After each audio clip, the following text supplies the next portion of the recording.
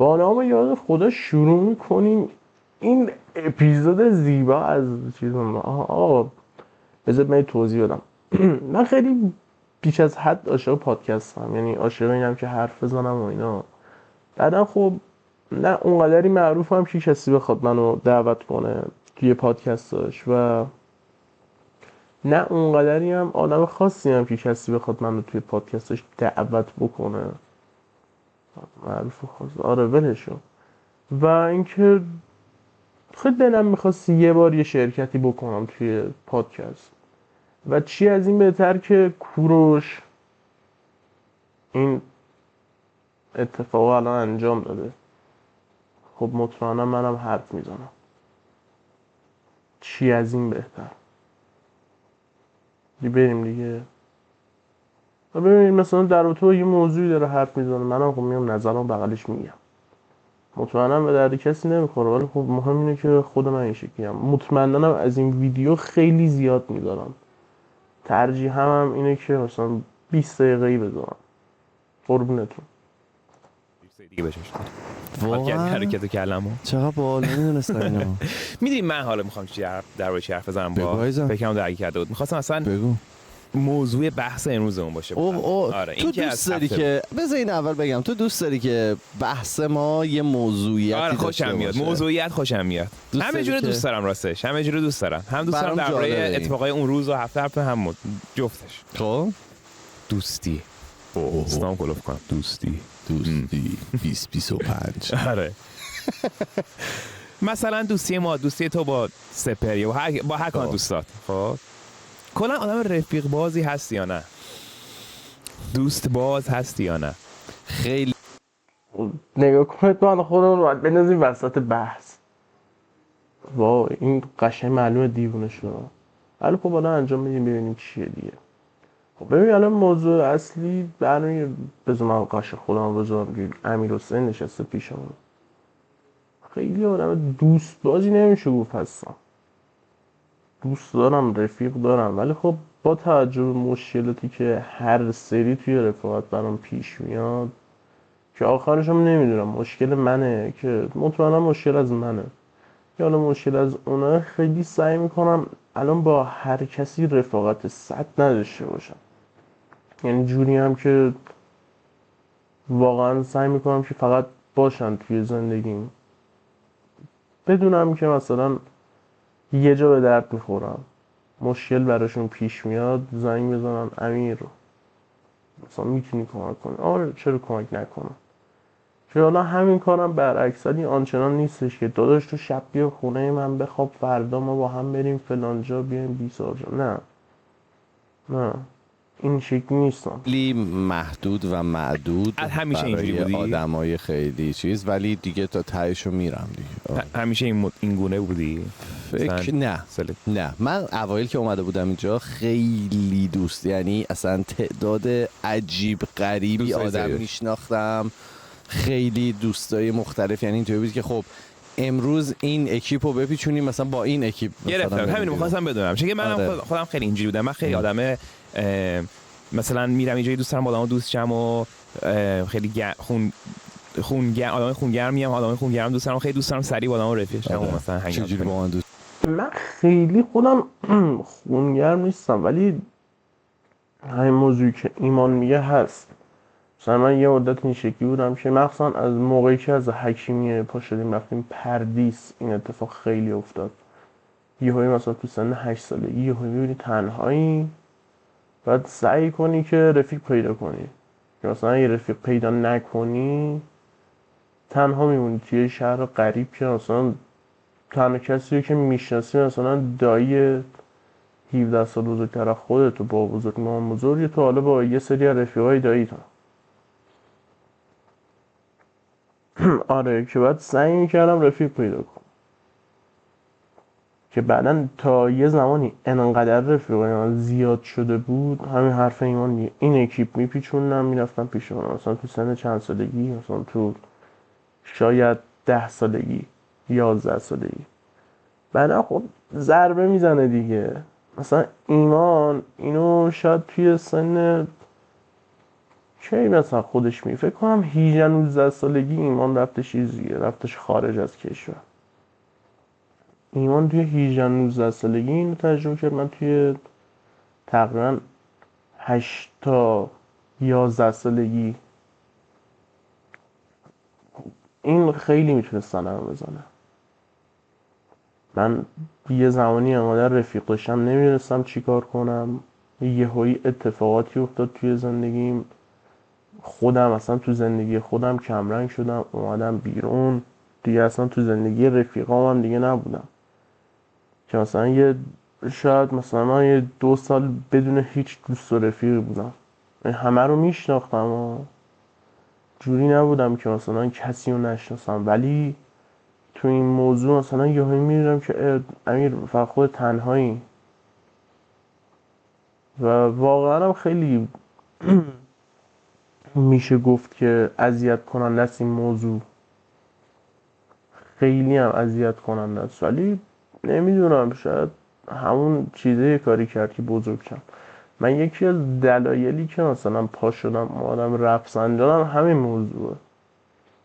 یعنی انقدر دیگه آدمای اون شهر رو شناخته بودم، مثلا با هم رفیق بودیم، دوست شدیم، قهر شدیم، دوباره هی این روند تکرار شد دیگه. اصلا کلا حالا 2 تا دلیل داشت، این مثلا یکی از دلایلش بود که من دیگه اومدم رفسنجان مثلا درس بخونم. یعنی دانشگاه آزاد پردیس به اون خوب پایین خونه هم بود، پیاده راه میافتادم 5 دقیقه راه بود پیاده که برسم اونجا. دوست شدی خودم. آره. بعد داشتم فکر میکردم که ولی چقدر دوستی بد داشتم تو زندگیم. داشتم خیلی کلا داشتم به دوستی فکر میکردم که دوستی خوب داشتم، دوستی بد داشتم.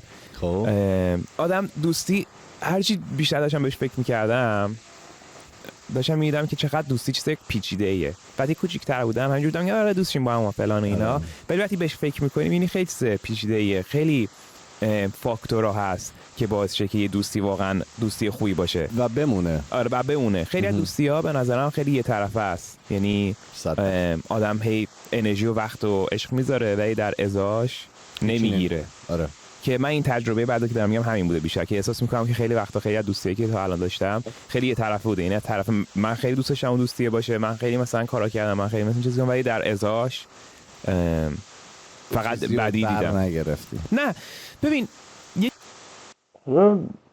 موضوع شد. ببین خب تقریبا همه همین شکلی بودیم. ببین تو رفاقت موقعی که تو داری انجام میدی باید همه چیز 2 طرفه باشه، همه چیز 2 طرفه باشه. آقا مثلا موقعی که میبینی رفیقت ماشین میاره، خب تو برو بنزینشو بذار. مثلا میبینی رفیقت تو رو میاره نمیدونم گیمت برات حساب میکنه، فرداش خب آقا میرید کافه تو باید حساب کنی. این خیلی چیزه، این قشنگ باید 2 طرفه باشه همه چیز. من توی رفاقت مخصوصا آخرین رفاقتی که یه دونه اکیپ 3 نفره بود از دست دادم همین موضوع بود. یعنی این موضوع خیلی اذیت کرد، اذیت سختی هم بود، ولی خب من راضیم. یعنی میگم دیگه این اتفاقا باید بیفته که تا بفهمم چی داشتم چی نداشتم، چی قراره به دست بیارم چی قراره از دست بدم. من همیشه هم از این موضوع راضیم. یعنی درسته مثلا 2 سال دهنم سرویس شد تا اون رفاقت رو چیزش کنم، خیلی رفاقت مهمی بود برام، ولی خب تقریبا تک‌بعدی بود دیگه. یعنی به جای اینکه مثلا 4 تا بعد داشته باشه من تکی برای اون 3 تا میذاشتم، اون 3 تا برای من نمیذاشتم. آره این موضوع خیلی اذیت کرد. امیدوارم کسی این شکلی نشه. یه چیز اصلیش اینه که احساس میکنم که توقع رو آدم باید بذاره کنار کلا تو زندگیش. میدونم نمیشه ها، منم دارم اینو خودم میگم، خودم ناراحت میشم وقتی که، ولی توقع جز ناراحتی چیزی واسط نمیاره. قبول نداری؟ آخه تو از کسی توقع نداشته باشی، خب آقا بگو این یارو رفیق من نیست دیگه. آقا رفاقت توقع میاره. مثلا تو برای یارو 100 میلیون خرج کنی، تو توقع داری دیگه بگی که مثلا خب اوکی یه جا هم که مثلا من کارم گیر کرد اینم برای من مثلا نمیدونم 1,000,000 خرج میکنه دیگه. این توقع رو بخوای نخوای به وجود میاد. تو زمانی که دیدی آقا نمیخوای توقعی از کسی داشته باشی، بدون که اون یارو اصلا رفیق تو نیست. کوروش همین الان از ایمان یه توقع داره، ایمان از کوروش یه توقع داره. درسته مثلا نمیاد دیگه، ولی واقعا هم همینه. آقا مثلا توقع از رفیقم اینه که مثلا توش من 1000 شب مثلا این کافه تو رو حساب کردم، یه بارش تو منو حوث سیب زمینی کردم بیرون، تو مثلا برام سیب زمینی بخر. نه این که دوباره من دست کنم تو جیبم من بخرم تو هم بخوری. این آقا رفاقت توقع میاره. من نمیدونم هنوزم چرا این لایکش نکردم. رفاقت توقع میاره، یعنی همه اینو میدونن. چیزی نیستش که مثلا بگی که نه رفاقت توقع نمیاره. نه آقا، رفاقت توقع توشه.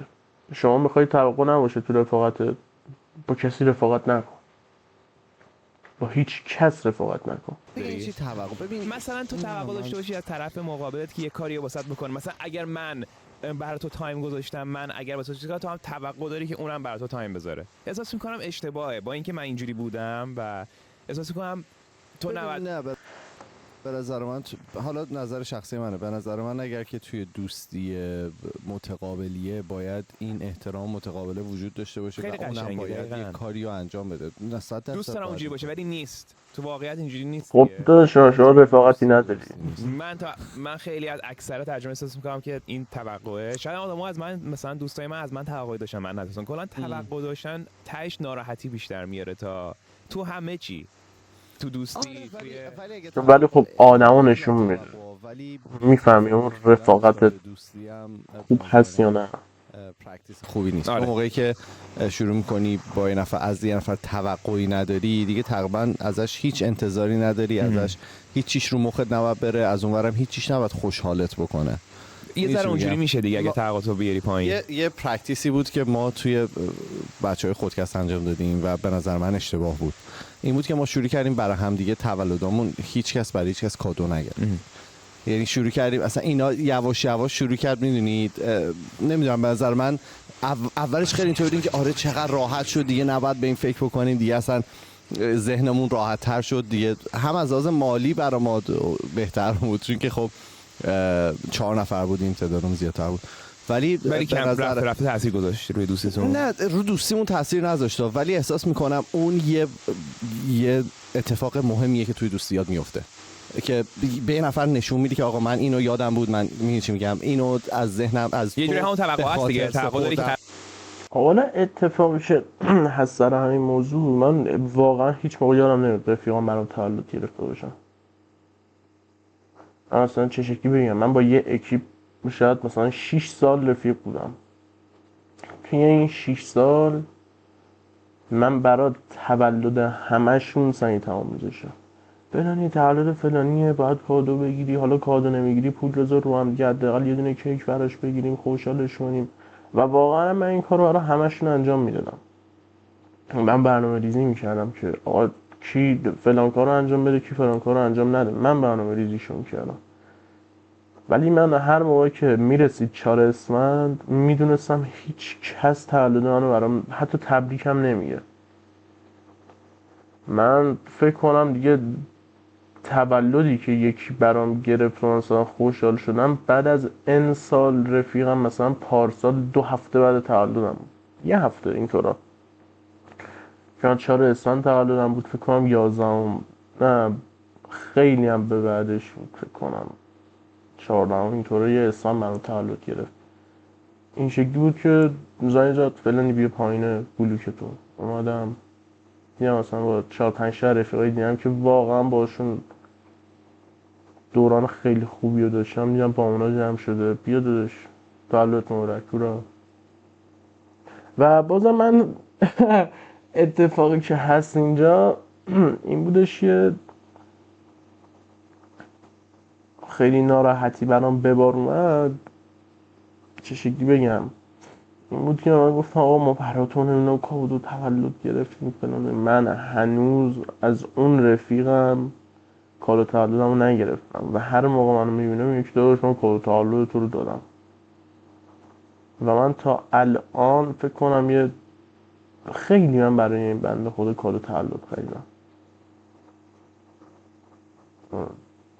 مثلا فکر کنم 3-4 تا دونه کادو تولد بهش دادم، هنوزم که هنوز ازش نگرفتم هیچی. من میگم دیگه، میگم آقا من با این رفاقت کردنم ریدم، خود من دارم میگم خیلی اذیتم تو این موضوع. طرف تولد رو یه کاری واسه انجام بده. آره نمیدونم چه جوری بیانش کنم، ولی این که بخوای کلا تمام توقعات رو از اطرافیانت صفر بکنی به نظر من کار آره اصلا نمیتونی، اصلا نمیشه. مطمئن من خودم که اینو دارم میگم توقع چیز بعدی نمیتونم خودم صفرش کنم. آقا تو فکر کنم ما بابا توقعاتو صفر کنی نمیشه دیگه، از مردم هم نمیشه. تو توقع داری مثلا کوروش نمیدونم زمانی که اومدی تهران بگی که دوستان میخوام همتون رو ببینم، توقع داری دیگه همه بگن آره ما هم میایم، یهویی بگن نه نمیایم، خب تو کیر میشی. ببخشید من نه که تو داداش هم خیت میشی آقای کوروش خان. این همون توقع است. میگم من توقع دارم که مثلا میام ایران منو ببینن و واقعا هم همینه، توقع رو نمیشه از بین برد. من یه رفیق صمیمی دارم، حالا فکر کنم نزدیک 2 سال نه 1 سال خورده ندیدمش، با توجه به اینکه فاصله‌مون خیلی با هم زیاده. این شکلیه که هر موقع به زنگ میزنم امیر از کسی توقع نداشته باش و این شکلیه که خودش روز تولدش از همه توقع داشت که مثلا براش استوری تولد بزنه. نمیشه آقا از کسی توقع نداشته باشی، نمیشه.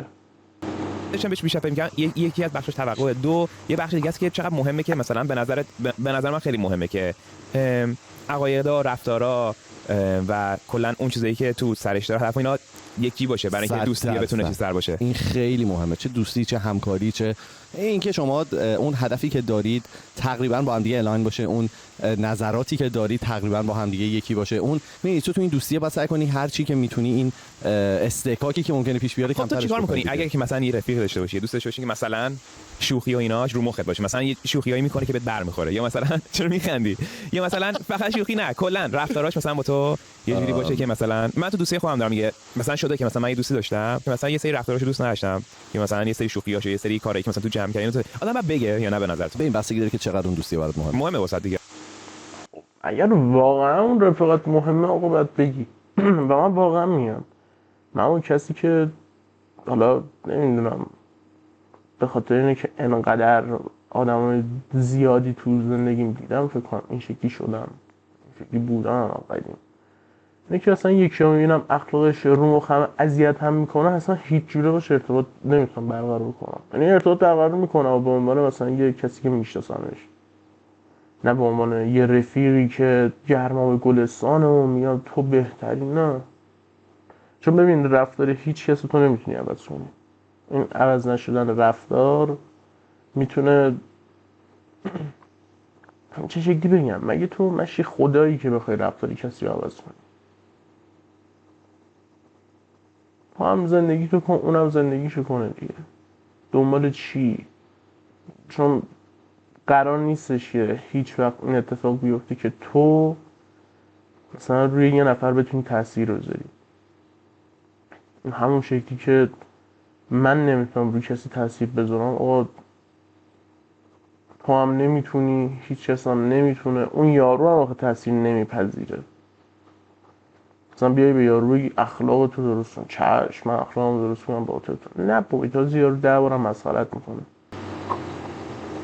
اگر نبود که به نظر من حداقل یه بار دو بار بعد بگیره. یعنی بریم طرف بگیم که آقا ببین به نظر شوخیات لوسه، من با تو خیلی حال می‌کنم ولی شوخیات لوس که شوخیات من شوخیاتو اینطوری دارم برداشت میکنم. یعنی به نظر من شوخیات حالا یه بی احترامی توش داره، یه مثلا منظوری توش داره، یا شاید مثلا من از چه میدونم بذار خیلی راحت بگم من با یه سری از دوستام هستم که هر فوشی هم به هم دیگه بدیم هیچ فرقی برای من نمیکنه. یه سری از دوستام من خودم اینجوری، ولی برای بعضیاشون اینطوریه که نه مثلا با تو همچین دوستی ندارم که تو بخوای با من اینطوری صحبت بکنی. میگم یعنی اصلا تو خودت یعنی تو دوست داشتی یکی بهت میگفت، یعنی بهت برگشت میگفتش که آقا مثلا اینجوری حرف میزنی من خیلی ناراحت میشم. حداقل اگه من میگفتم که آقا شرمنده من دیگه اینطوری صحبت میکنم دیگه، اگر که نمیتونی من برای شخص تو احترام قائلم، بهتره با هم حالا یه مثال کلی بود که زدم احساس کنم یه چیزی که مثلا تو دوستی به نظرم باعث این موضوع که بهتر با هم دوست نباشیم خیلی حرف میشه. تو واقعا نمیری آقا اصلا قبل از این موضوع تو با کسی که چه شکلیت بگم از یارو خوشت نمیاد هیچ موقع نمیری باشه رفیق باشی. من یکی از تو خوابگاهمون دیگه باشم تو اتاق میدونم که خودشو دارم میگم و اینکه مطمئنم که بعد از این سال اینو گوش میده. آقا من وقتی میبینم که این بنده خدا منو داره اذیت میکنه و رفتاراش هیچ موقع باش رفیق نمیشم. با اینکه اونم پنجشنبه جمعه خوابگاه میمونه، با اینکه منو همدیگر میبینیم احترام هم میذاریم، مثلا 4 تا دونه جوک هم با هم میگیم میخندیم، ولی من هیچ موقع قرار نیست با این فرد رفیق باشم چون اخلاقش به من نمیخوره. یا اخلاق من عوض میشه شبیه اون میشه، یا اخلاق اون عوض میشه شبیه من میشه که این اتفاق نیفتادنیه. من واقعا میاد تو باید تو اگر بخوای با کسی دوست باشی رفیق باشی باید احترام به یارو بذاری. ببین من واقعا اگه زمانی بخوام که با کوروش و مثلا ایمان توی یه مجموعه کار کنم یه جوری کار کنم مطمئنا من این شکلی بگم که من از اینا تبعیت میکنم، بهشون میگم یا این 4 تا من این امیرحسین آتمی مثلا چه این 4 تا بعدش میاد مثلا کسی بهش فوش بده، بعدش میاد کسی زرش داد بزنه. امیرحسین همیشه بهترین کارش انجام میده، ولی اگر دیدی که واقعا کار چرت و پرتی انجام سرش داد بزن، 4 تا چک هم بزن زیر گوشش. ولی میگم تو اگر دوست داشته باشی اخلاقتو عوض میکنی، چون چه شکلی بگم یه رفیق توی فاز دیگه است، یه رفیق دیگه توی فاز دیگه است. یعنی این یارو میگم توی یه فاز دیگه است، این یکی توی یه فاز دیگه. تو نمیتونی بری بهش بگی که هر چی من بگم انجام بده، نه یارو انجام نمیده. این موضوع خیلی مهم بود. خرابیش میشه همینه که آدما با هم حرف نمیزنن. اصلا کلا توی زندگی مشکلی آره آدما با هم حرف نمیزنن. مثلا خیلی از دوستی‌ها سر فقط من خیلی بر این باورم که تقریبا مثلا 90% چیزای دنیا با حرف زدن حل میشه. میدونی چیه من بزن اینو بگم، من اتفاقا داشتم حرف زدن بعد آنست بودن و یعنی چند روز پیش داشتم به این فکر می‌کردم که هر موقع توی زندگیم غرورم گذاشتم کنار و با یکی صحبت کردم نتیجهش مثبت بوده. تقریبا شاید هم نباشه ولی بهتر از لیمبو. آره از بهتر به خاطر اینه که دیگه این شکلی میشه که آقا تو دیگه اون موضوع رو مخت نمونه. حرفتو زدی دیگه، یارو حرفتو زدی بهش، اون موضوع رو مخی که رو مخته دیگه اصلا نمیمونه، چون یارو انتقالش دادی. حالا یارو دوست داشت عوضش کن، دوست نداشت عوضش نکن، ولی مهم اینه که تو اون حرفه رو زده باشی. اون طرف دیگه برنامه می‌کنه با اون طرف دیگه حرف نمیزنی، چون میدونی اگه برام پیش دوباره رو مخم اینش اون، ولی اگه یه بار بشینی باش حرف بزنی شاید ببین دلیل، حالا میگم گوز کردنش واقعا دلیلشون نباشه، یعنی آدما اینو باید قبول کنیم که آدما دارن در هر روز دارن عوض میشن، تو اولویتات عوض میشه، کارهایی که داری عوض میشه، چیزایی که برات مهمه عوض میشه. شاید با این نفر یه دوستی داشته باشی 4 سال 5 سال 6 سال 10 سال یه دوستی رو داری، ولی الان دیگه اون آدم نیستی. 10 ساله نه تو اون آدمی نه اون آدم است، نه چیزایی که اولش با هم دیگه شروع کردیم. حتما نه دوستی که طولانی مدت حتما با هم دو تا با هم دوست بودیم. شاید مثلا یه دوستی از دبیرستان داری یا دبستان داری، ولی دلیل نیست که حتما با هم دوست باشین، چون که شاید اصلا دو تا آدم مختلف شدین اصلا.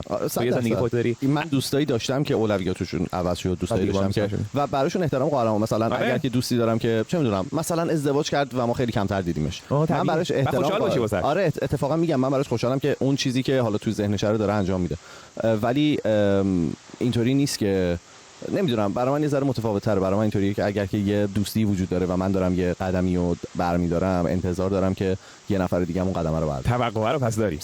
خب پس خیلی اینجوری ناراحتی هم زیاد داشتی تو دوستات؟ خیلی یک ناراحتی نداشته باشی سر توقع. من بازم میگم یا توقع همیشه یه خدا هست، هیچ وقت توقع از بین نمیره. بعداً ما یه بحث داریم به نام دوست، یه بحث داریم به نام رفیق. شاید کل شهر ما با من دوست و آشنا باشن، ولی مثلا 3 نفر 2 نفرشون با من خیلی رفیقن. یکی از صمیمی‌ترین رفیقان من شمال کشور رو درس میخونم و واقعا این دوریه مثلا یه مدت هم اونو اذیت میکرد هم منو. ولی خب الان خیلی راحت شدیم. اون موقع که مثلا میریم تو محله اون قدر همو بیشتر میدونیم. مثلا این شکلیه که امیر بیا ببینمت فلان کنیم بیسار کنیم و خیلی من از این موضوع خوشحالم، چون که عیار رفاقت ما با این دور شدن خیلی بیشتر معلوم شد. ولی خب خیلی من دور شدن زیادی رو دیدم که یهویی رفیقم رفت و دیگه رفیق من نبود، چون ببین راهش عوض شد. من آدمیم که چه شکلی بگم، آدمو سعی میکنن یک جانشینی انجام بدم، یعنی سعیشون بر اینه که همون شکلی که هستن بمونن و منم واقعا همینم. من هیچ موقع دلم نمیخواد از اینی که هستم مثلا فاصله بگیرم. هیچ موقع مثلا فکر من تو خودم نمیبینم که مثلا روزی امیرحسین آتمی یهویی مثلا 2 تا پاکت سیگار بذاره جیبش. من هنوز که هنوزه سیگار نخی میخرم اگر زمانی بخوام بکشم. هنوز که هنوزه نصف سیگار رو میکشم سر یه اعتقادی که دارم و هر کسی که منو میشناسه میدونه، میگه تو سیگار حروم کنی. ولی خب من بازم میگم با این موضوع خیلی راضیم. یعنی امیرحسین آتمی و هر کسی باشه رفیقه اخلاقشو میدونه که امیرحسین آتمی فلان چیز بدش میاد فلان چیز خوشش میاد و این شکلی بگم که توی یه رفاق توی یه سفر این اتفاق شکل گرفته. من چقدر از رفیقام که مثلا با هم دیگه بودیم توی سفر با هم دیگه مشکل خوردیم. رفیقی که مثلا 5 سال قبلش با هم دیگه بودیم، هر روز و هر شب رفتیم سفر و مشکل خوردیم و چه بسا کسی که اصلا با یارو من حال نمیکردم رفتیم سفر چقدر هم خندیدیم، چقدر هم خوش گذشت. بیشتر هم مثلا با یارو رفیق شدم چون هم اون فاز منو فهمید هم من فاز منو فهمیدم. ولی میگم من به صورت یک جانشینی عمل میکنم، یعنی همون راهی که بلدم میرم. مثلا فکر نمیکنم که 20 سال دیگه مثلا اخلاق من عوض بشه. مثلا تو سن 39 سالگی تو سن 40 سالگی من فکر نمیکنم اخلاق من عوض بشه و من واقعا میگم من